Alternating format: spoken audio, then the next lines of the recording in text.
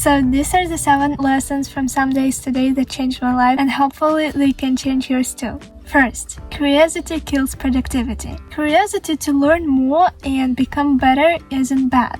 But the type of curiosity that happens so often nowadays can move you in the opposite direction, hinder your focus and productivity.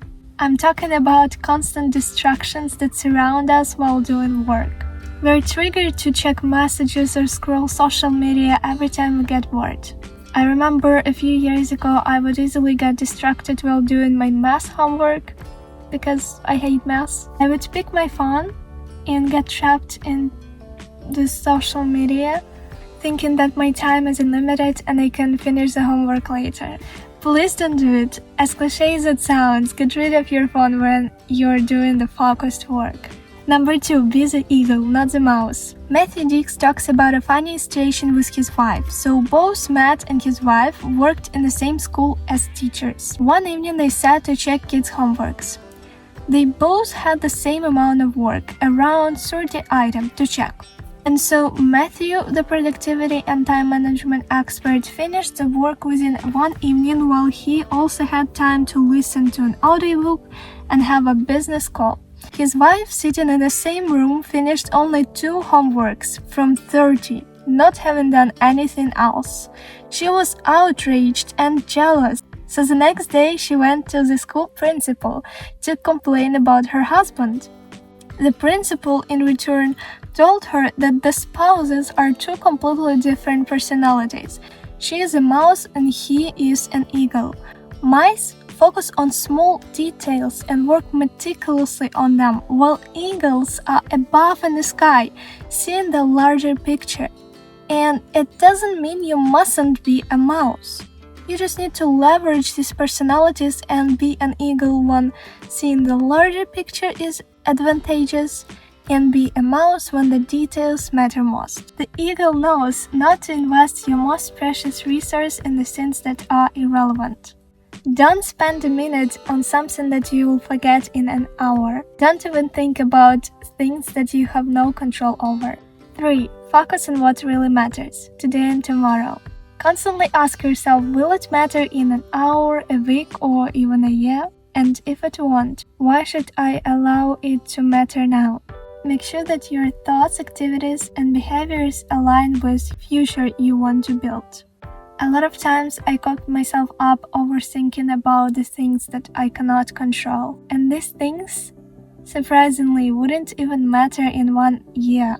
And so I tried to not let these thoughts freak me out, and so shouldn't you.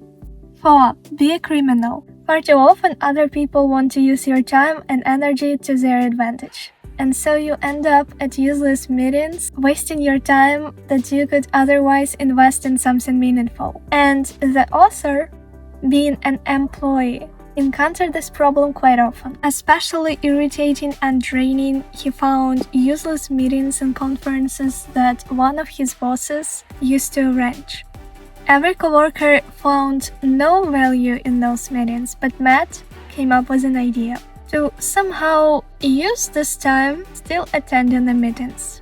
He had some tasks just in case, like writing a book or reading something, that he could do just on his phone, pretending to be innocent to his boss. Mind you, over 2 years of these useless meetings, he wrote a novel. This is how you should stand for and value your time as well.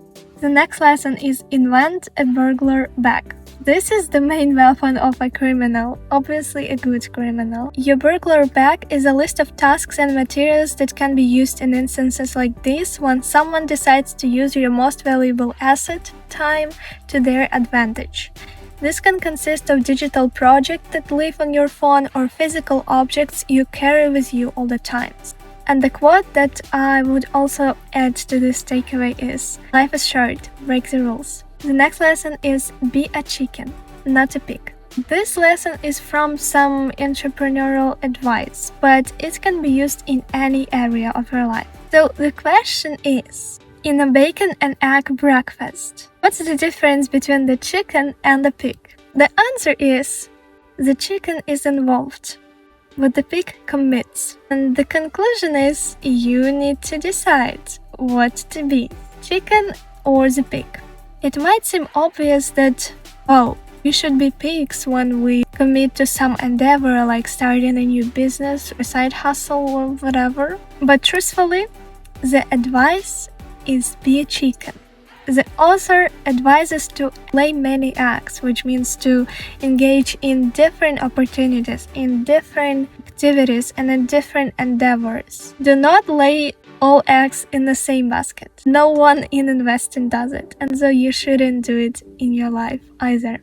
Don't assume your today's passion will be tomorrow's passion. The last lesson is don't let perfect be the enemy of progress. Creation is hard and messy. You don't make good things in the progress. You make terrible things. You will come across with failures, but we must be willing to fail again and again and again to find our way to goodness and greatness. So many people think that the road to greatness is an overnight success, but it isn't. You should admit it. Success cannot be without failure, blood, sweat, and tears. But action is better than inaction. Perfectionism does not exist, and successful people do not follow it. Successful people do not care about it. They practice and learn from their mistakes instead. And the quote I want to finish with is, people who do great things don't wait until the time is right. They make the time. So go make time for your life to happen, for everything you want. Go for it. And don't forget to subscribe.